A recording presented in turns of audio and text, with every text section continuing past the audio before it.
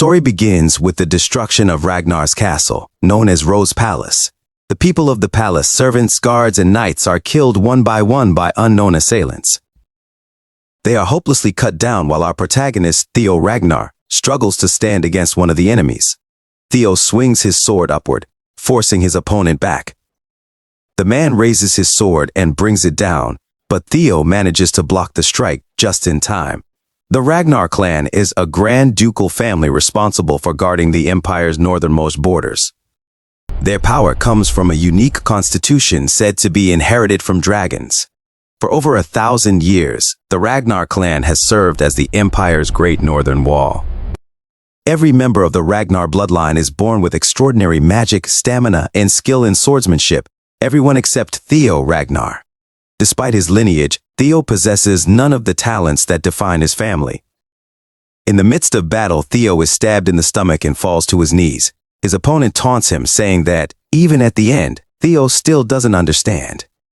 He tells Theo that no matter how hard he tries, there are some things he simply cannot achieve. People call it a lack of talent. The man then removes his mask, revealing himself as Rendon, someone Theo knows. Shocked, Theo demands to know why Rendon has done this. Rendon, unfazed, mocks Theo further. He says it was pitiful to watch Theo train every morning, knowing that all his effort would never get him anywhere. Rendon laughs cruelly, telling Theo that he was the perfect imbecile of Ragnar, someone who should have stayed hidden away because he had no talent. Rendon found it laughable to watch Theo struggle to make something of himself. Anger surges through Theo as he clenches his teeth and forces himself to stamp.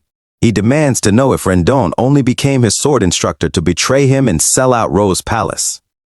In response, Rendon slashes Theo's arm, causing him to scream in pain as his blood splatters everywhere. With a sigh, Rendon asks why Theo blames him. He grabs Theo's hair, pulling his head up, and tells him that everything happening is his own fault. Rendon questions why Theo can't see it. With blurred vision, Theo hears Rendon tell him to look ahead and understand why Rose Palace is burning and why his family is dying. Another man approaches, dragging a woman and throwing her at Theo's feet. Rendon cruelly asks why his mother has become a cold, lifeless corpse. Theo is stunned and horrified to see his mother dead in front of him. Rendon tells him once more that all of this is happening because Theo is the weakest in the Ragnar clan, a clan ruled by strength. In his anguish, Theo whispers Rendon's name, grabs the sword in front of him, and swings it in a fury. But before he can strike, a sword is thrown at him, stabbing him in the chest. He falls to the ground. As blood pools beneath him, the man beside Rendon scolds him for talking too much and orders him to finish the job. Rendon apologizes, saying he was merely reminiscing but is nearly done. Theo, lying on the ground, wonders what Rendon means by done. Is this truly the end? Regret washes over him as he realizes he couldn't protect anyone or accomplish anything. As everything burns around him, he wonders if things would have been different if he had only talent. Tears fall from his eyes as he closes them in pain, consumed by the flames alongside his servants, his mother, and the place he loved. Suddenly, a system message appears. You have died. Your trait has activated, and you are returning to the regression point. Theo opens his eyes, confused, to find himself face to face with Rendon once again, who casually remarks that he seems tired. Rendon suggests they end the lesson for the day, but Theo is stunned and disoriented. He doesn't respond, wondering if what he just experienced was real. Did he really die? Rendon, noticing Theo's silence, comments on how absent-minded he seems. Theo, lost in thought, wonders if his death was real and if he is now flashing back to his life. He can't believe that Rendon's face, of all things, is what he's seeing in these final moments. With a sigh, he thinks that even death has a cruel sense of humor. But then, a system message pops up in front of him. It reads, Tutorial Quest Number 1. Punch Rendon in the face. Theo looked at Rendon, wondering what in the world was happening. Was this really how flashbacks were supposed to work? He glanced back and forth between Rendon and the system message, quickly realizing that Rendon couldn't see it. Rendon asked him what was wrong, but Theo, still in shock, let go of his wooden sword. His fist trembled as he thought that, despite not understanding what was going on, perhaps this was a gift from the gods. A chance to vent his frustration before it was all over. With that thought, Theo launched his fist at Rendon, thinking that if this was a dream, he might as well give Rendon a good pummeling. His punch landed squarely on Rendon's face, stopping everyone in their tracks. But to Theo's surprise, the punch didn't even hurt Rendon. He was left wondering why the dream felt so real, yet his punch was so weak. Rendon, unfazed, swung his wooden sword forward and struck Theo in the shoulder, sending him flying to the ground. As Theo slammed into the dirt, Rendon scolded him, reminding him that he had said their lesson was over. Theo winced in pain, confused.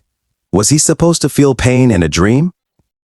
Rendon sighed and told him that he understood Theo's frustration, especially with the awakening ceremony fast approaching.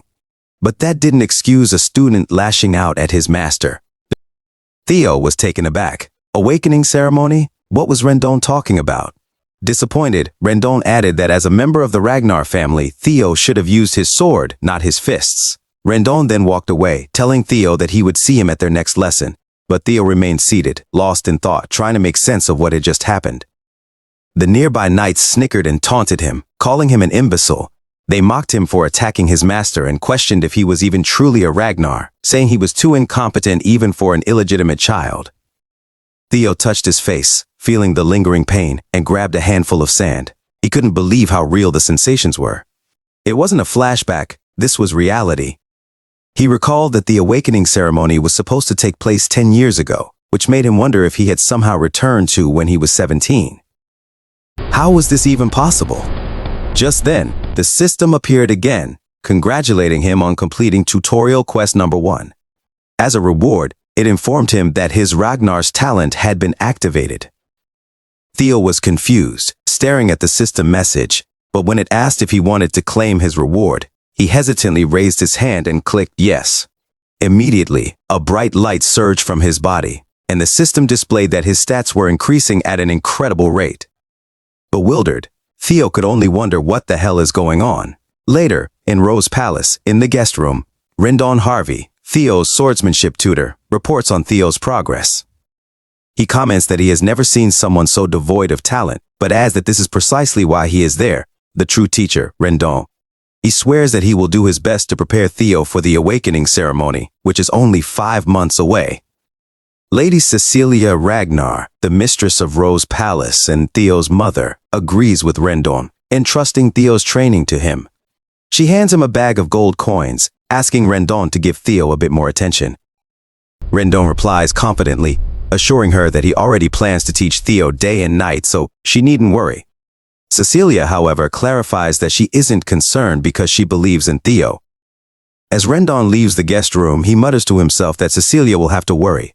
Although he isn't truly training Theo properly, it's still true that Theo lacks talent. He scoffs, calling Cecilia a concubine, and thinking to himself that, like mother, like son, their bloodline won't lead anywhere. Still, Rendon finds the situation ideal. He's receiving an excellent salary and has the title of tutor to the Ragnar family's direct line, as a reward for secretly sabotaging Theo's growth and feeding information to a mysterious benefactor. Rendon knows his future is secure. He smirks, thinking that Theo, the imbecile of Ragnar, will unwittingly be his ticket to success. Suddenly, Rendon spots someone running toward him at high speed. It's Theo, Rendon sneers, calling him the imbecile. But Theo runs past him without a word. Angered, Rendon mutters, calling Theo an idiotic loser. Theo rushes to the guest room and calls out to his mother, Cecilia. Looking up, smiles sweetly and comments that he must be tired from training. But instead of answering, Theo throws his arms around her, hugging her tightly. Surprised, Cecilia stammers, asking why he's acting this way. Tears well up in Theo's eyes as he confirms to himself that he truly has returned to 10 years in the past. He vividly recalls Rendon forcing him to look at his mother's dead body in his previous life, helpless to do anything. But now, he feels immense joy to see her alive.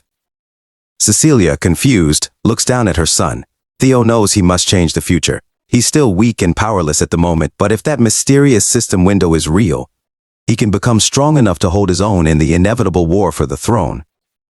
Hugging his mother tightly, he silently vows to become strong enough to exact revenge on Rendon. At that moment, the system displays his second tutorial quest, train your body to the limit. Determined, Theo heads to the training ground, running laps with a singular focus, revenge against Rendon. However, he knows that with his current weak body, he can't do anything. He must prioritize getting stronger first. As he runs, he remembers the intelligence agency he became involved with in his previous life, Blackword. Although he had been relegated to the information team due to his lack of skill, he never expected that the information he gathered back then would become so useful now. That information was about a powerful elixir known as the Bloody Sword Emperor's Elixir. Its true value would only be revealed in the future through a secret manual, and Theo realizes that, combined with extreme training, it might be his key to strength. Hours pass, and as the sun begins to rise, Theo is still running, not having rested once. Yet, he feels strong, thinking that everything is possible now because of his activated Ragnar talent in the system window. The system shows him that he has made 27% progress toward his goal of 100%. One of the knights training nearby notices Theo and asks how many laps he has completed without a break, remarking that Theo seems far fitter than before. Theo grabs a nearby wooden sword, determined to push himself harder. He resolves to run as far as he can and swing the sword more than he ever has before. Only then can he truly become powerful this time. As he trains, the system updates his progress. He has reached 65% of his goal. A few days later, Theo was still in the training ground, relentlessly swinging his sword without rest. Evelyn Nerval, the manager of training ground number 4, sat at the top, yawning with a cigar in hand. She noticed that Theo had been training non-stop for several days and wondered if he was truly the imbecile of Ragnar, as people said. Staring at him, she began to doubt whether someone so dedicated could really be talentless. Theo, on the other hand, was completely exhausted, barely catching his breath, and felt as though he was going to die. But when the system displayed that he had reached 97% completion, he forced himself to keep going, pushing his body to its absolute limit. He remembered the night before when, after reaching 90% progress, he had laid down briefly to rest. To his shock, the percentage had dropped. He hadn't expected the system to penalize him for taking a break, and it pushed him to keep moving without rest until morning. Despite his disbelief, the system had goaded him into continuing until he could no longer breathe. Hours later, as he hit 98%, Theo ran forward with the wooden sword, swinging it forcefully. Knowing he was almost there, he pushed harder, jumping around the training ground with increasing speed. As he reached 99%, he summoned every last ounce of strength, convincing himself that he just needed a little more. Evelyn watched in disbelief, her mouth open, as Theo pushed through his pain and exhaustion. Finally, he reached 100%. The moment he saw the number appear, he stopped, completely losing his balance from the overwhelming fatigue. While the system congratulated him on completing tutorial quest number 2, the system displayed his rewards and bonuses, but his vision was so blurred that he couldn't make them out. He collapsed to the ground, trembling, as the system asked if he wanted to claim his rewards now. Without seeing them clearly, Theo reached out with a shaking hand and managed to click yes. As soon as he did, he passed out, while a brilliant light entered his body. A powerful gust of air surged around him, and Evelyn, witnessing the event, was shocked. Later, Theo woke up, immediately sitting upright when he realized he was in a room. Evelyn entered and reassured him, explaining that he was in the break room of training ground number 4. She added that even a Ragnar would collapse if they pushed themselves as hard as he had. He recognized her, which surprised Evelyn, though she introduced herself properly. She explained that he had lost consciousness while training alone in the morning, so she had moved him there to recover. Theo thanked her, understanding the situation. Evelyn handed him a glass of water, then asked if he knew that within the Ragnar clan, opening one's mana hall before the awakening ceremony was strictly forbidden. Theo, still confused, replied yes. Evelyn then pressed further, saying that he should also be aware of the consequences of breaking that rule. Theo, puzzled, asked why she was suddenly bringing this up. Evelyn's tone grew serious as she explained that right before he lost consciousness, a mana wave had occurred, one that aligned with the opening of a mana hall.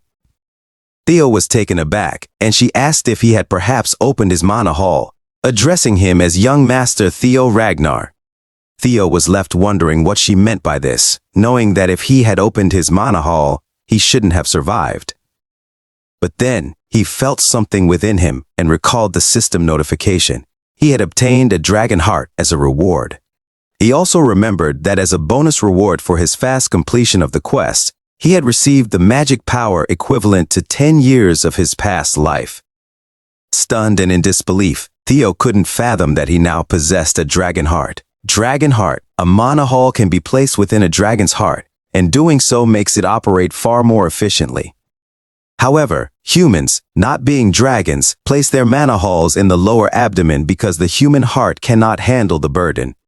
This is why every warrior, especially those like the Ragnar clan, longs for a dragon's heart. It's seen as a shortcut to overwhelming power, but humans have never been able to overcome their natural limitations until now. With the dragon heart granted to Theo, he found himself in a precarious situation. Theo knew that Evelyn Naravel was no ordinary person.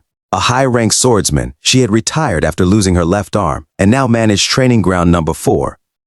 However, she had once been the commanding officer of the White Armored Dragon Cavalry, so respected that even the demon dragon of the cavalry adored her.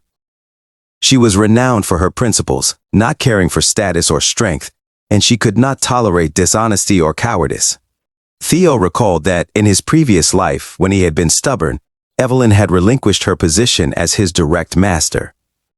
In other words, if Evelyn discovered the truth about his dragon heart and the mana hall within it, she would report him for execution without hesitation. But then Theo smirked, wondering if he could outmaneuver her without getting caught. In a calm but serious tone, Theo asked Evelyn if she could handle the consequences of accusing him, an heir of Ragnar, of breaking such a grave rule based solely on her suspicions. Her momentary feelings could lead to his execution, but her principles might also trap her. Evelyn, stunned, listened as Theo reminded her that if she were wrong, accusing him without proof would mean defiling the Ragnar name. To which she agrees. When he seriously asked her what the punishment was for such a crime, she replied, "Execution." Theo praised her knowledge of the rules and provocatively suggested she go ahead and check for herself. Evelyn, unnerved, studied his expression, uncertain about what she was feeling. Could Theo really be that kind of person? She released her power, convinced there had been a mana wave, and angrily prepared to check his abdomen, believing there could be no exceptions to the rules. But when she looked, there was no mana hall. Confused, she started to wonder if she had been mistaken. Still, the possibility seemed impossible to her. Theo, seeing her confusion, casually asked, "Is there no mana hall?" Realizing her error, Evelyn immediately knelt before him, shouting for him to execute her as punishment for her wrongful accusation. She explained that she had been wrong and would pay for her sin with her life. But Theo, smiling, knew there could be no mana hall visible, because dragon hearts were different. A dragon heart's mana hall could be controlled and hidden at will by its user. And since the fact that humans could possess a dragon heart wouldn't be known for several years, Evelyn would never suspect the truth. Theo reached out to her, but instead of punishing her, he simply tapped her shoulder and told her there was no need for such actions. This shocked Evelyn. As Theo turned to walk away, he calmly remarked that she had done what she thought was right and that there were few people brave enough to risk their life to demand the truth from an heir of Ragnar. Theo recognized Evelyn's strength and realized it would benefit him to erase her debt to him. He then explained to her that the reason opening one's mana hall before the ceremony was forbidden was out of fear that it might overflow. He added that it was kind of amusing that she had been worried about him, the so-called bastard of Ragnar, overflowing his mana hall. He thanked her for her concern and care, leaving her stunned, the cigar still unused in her mouth. As Theo walked out of the training grounds break room, he thought about his dragon heart and the 10 annuals, or 10 years worth of magic power from his past life, that the system had given him. He was now certain that he could become overwhelmingly powerful in this life. A few days later, Rendon shouted at Theo, telling him that his sword swing wasn't right, and that he needed to adjust it more to the right. Rendon, growing frustrated, asked how many times he had to repeat himself. Theo thought it was nice that he was getting stronger, but pretending to be weak while enduring Rendon's lessons was exhausting. He glanced at Rendon, calling him a bastard in his mind, realizing that Rendon was subtly yet deliberately teaching him flawed sword techniques. As Rendon tried to adjust his grip, Theo became more certain that there was someone pulling the strings behind Rendon's actions. He knew he had to uncover the identity of the mastermind behind his murder. Suddenly, an idea came to Theo, and he smiled, confident that he could handle the situation.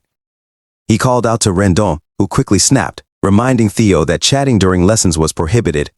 Before Rendon could finish his scolding, Theo snapped the wooden sword in his hands and calmly told him that he couldn't continue with the lesson because it was utter nonsense. Angry, Theo demanded to know how Rendon had managed to become a mid-rank swordsman with such poor skills, speculating that his commission had likely been to act as Theo's instructor to keep an eye on him. Theo continued, mockingly suggesting that Rendon would struggle even against low-rank demonic beasts. Rendon, visibly shaking with anger, asked Theo to repeat what he had just said. But Theo doubled down, stating clearly that Rendon's skills were garbage. As Theo considered the situation, he thought that the best course of action was to force Rendon to, furious, shouted, calling Theo young master in frustration. But Theo remained calm, believing that if things escalated, Rendon would have to contact the mastermind. Later, at Camellia Palace, a knight excitedly called out to someone named Action, asking if he had heard the news that the bastard of Ragnar was set to duel his instructor next week. Action, unimpressed, grabbed his glass of alcohol and threw it at the knight. The glass shattered against the knight's face, causing him to scream in pain before collapsing unconscious. Action Ragnar, one of the 4 hounds of the north, known as the Dark Tiger, furiously asked what it mattered if a so-called bastard ended up half-disabled. Next to Action, Remington Narcio, the Silver Lion, remained silent. At that moment, another person entered, warning Action that he should care. The 9-dragon Sky Dragon, Ed Troyven, cautioned Action that things might take a turn if they let their guard down. Action dismissed his uncle's concerns, insisting that only people with talent were worth worrying about. Remington respectfully bowed to Ed, while Action asked why Ed was concerned about Theo. Ed replied that when it came to the Ragnar clan, even the smallest possibility could lead to something unprecedented. He warned that a small flame in the wind could spark a wildfire at any moment. Action, however, reassured Ed that their instructor would handle the situation. A week later, at Training Ground No. 4, the knights gathered to occupy the stage, with Evelyn and another important figure present to watch the duel. Theo stood on the stage, holding a real sword, quietly cursing under his breath. His initial goal had been to humiliate Rendon and get him fired, but things had spiraled out of control. The crowd cheered as both Theo and Rendon took the stage. Theo thought that, given how far things had escalated, he might as well seek revenge. At that moment, the system displayed his 3rd tutorial quest, Fight Rendon and Win. A week earlier, when Theo confronted Rendon by telling him his swordsmanship was trash, he also fired him on the spot, ordering him to get lost. Furious, Rendon called after him as Theo walked away, shouting that he couldn't accept the dismissal since there was still plenty of time left on his contract. But Theo simply asked, "What about the contract?" and told Rendon that, as his employer, if he says he's fired, then he's fired. Though Theo wanted to beat Rendon to death considering their history in his past life, he wasn't confident enough in his skills yet. His plan was to separate from Rendon and dig up more information on him first.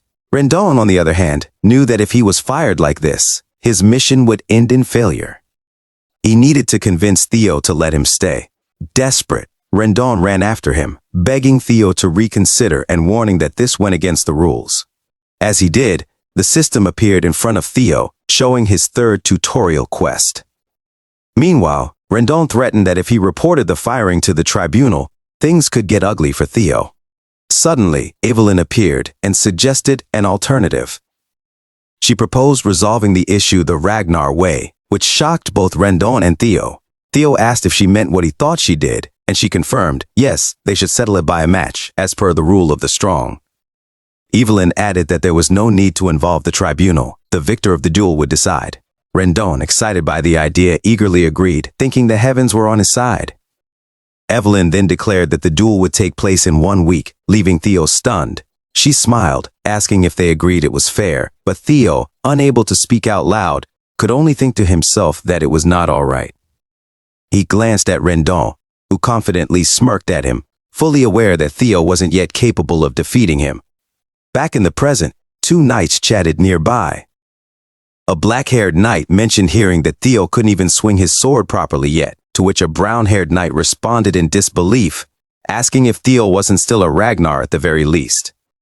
The black-haired knight laughed and replied that Theo wasn't a normal Ragnar, he was the Ragnar cripple, and there was no way he could beat a mid-rank swordsman like Rendon.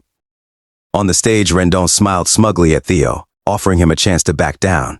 He said that if Theo apologized now, he would forget everything, and there was no need for Theo to risk his life over his pride. Theo, however, retorted that he should be the one saying that. He warned Rendon that if he didn't want to lose an arm, it would be best to accept that he was fired.